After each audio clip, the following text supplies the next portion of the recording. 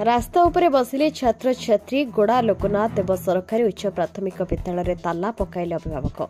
शिक्षक बदली न करने प्रतिवाद रे गेट सम्मुख में छात्र छात्री धारणा तुरंत पदक्षेप नेबाको अभिभावक दाबी। खोर्धारू प्रियंका महापात्र रिपोर्ट सृष्टि न्यूज। अच्छा आज आम शुणिलु बाहर किस समय पूर्वर जे छात्र छात्री मैंने राजरास्ता पर आंदोलन करते कौन कारण रहा राजरास्ता पर बसिले सर देखो मुझे आसला बेलू से सब गेट ताला पकईकि चेयरमैन और पाने बाहर बसते मुझे कारण पचारि असुविधा कौन है सी कहले कि देवाशीष सार ये पलि जाऊँगी आम ये बसी आ सार जमी नजे स्कूल से आम बसीचु स्कूल ताला खोला हेनी आपण को भी बाहर रहा पड़ो ये कहले तेणु कहली कारण कौन ताले प्रतिकार कौन करवा ना सार आसिक ये रहा पड़ो ये स्कूल सार जावाक हम स्कूल सार रे सार कैंसल जो कैंसल डेपुटेसन ऑर्डर टी बाहर ट्रांसफर ऑर्डर टे ताकू कैंसल करने को पिला माने चाहते अभिभावक चाहते चेयरमैन भी चाहते। अच्छा ठीक अच्छे केते समय धरी आंदोलन चलती सर दी घंटा 2.5 घंटा चलती। अच्छा ए विषय आप उपस्थित ऑफिस जनइले मुझे सीआरसीसी को जनइली आमर बीओ ऑफिस भी सार जनइली बीओ कौन कहले बीओ सार कहले कि जेहेतु यहाँ ट्रांसफर सीजन नुह डेपुटेसन कराई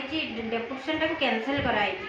मदर स्कूल को पठाई ट्रांसफर ऑर्डर जेहेतु नुह आम ट्रांसफर केमती कर। अच्छा को क्लास अच्छी षष्ठ सप्तम केते जन टीचर आम मात्र 3 जन केते जन रहा दरकार 3 जन ही रहा दरकार 3 जन अच्छा 3 जन अच्छा जी रहा कथा से जन आम सीआरसीसी पठे ये जो देवाशीष सार थे सी डेपुटेसन अच्छा। मो नाम अम्यरंजन राउतराय। अच्छा को स्कूल उच्च प्राथमिक विद्यालय गुड़ा कौन कह आज जो अनुष्ठान सब बस कौन कह सर आमर गोटे देवाशीष सार जन शिक्षक सर सी हूँ गोटे दिन आगु सी आम स्कूल अन्य स्कूल को पलैंती सी आमर बहुत भल शिक्षक आमर सी पलैंती आम आमको भल शिक्षक सी आमको भल पाठ पढ़ाते आज्ञा को स्कूल को पलैले सी राउतगड़ा स्कूल केबे गले काली आसंता काली केते वर्ष रहिले एठी 4 मास रहिले तुषार कुमार प्रधान कौन कहब आज काली आम गोटे शिक्षक ट्रांसफर होते सी आमको बहुत भल पाते भल पाठ पढ़ाते सी सरकार अलग स्कूल को ट्रांसफर करदे से आम आज रास्ता उपर स्ट्राइक करदेलु आम सी न आसिले आम स्कूल शिक्षक कम हो जाती आम भविष्य अंधार हो से सरकार जहाँ कला आम से भल कम कले ना से आम स्कूल को आसवे।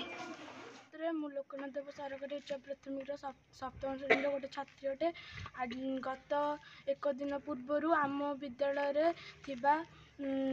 गोटे शिक्षक देवाशीष सार आमको पर्यंत पढ़ाई को आसी ना जी कि से आमको बहुत भल पढ़ुले से जदि आमको पढ़ाई न आसबे आम भविष्य अंधार हो से आज आसी ना मु अनुरोध करी कहूँ जे आम कुनी कुनी छुआ को भविष्य पढ़ाई आसतु ना आम भविष्य अंधार हो।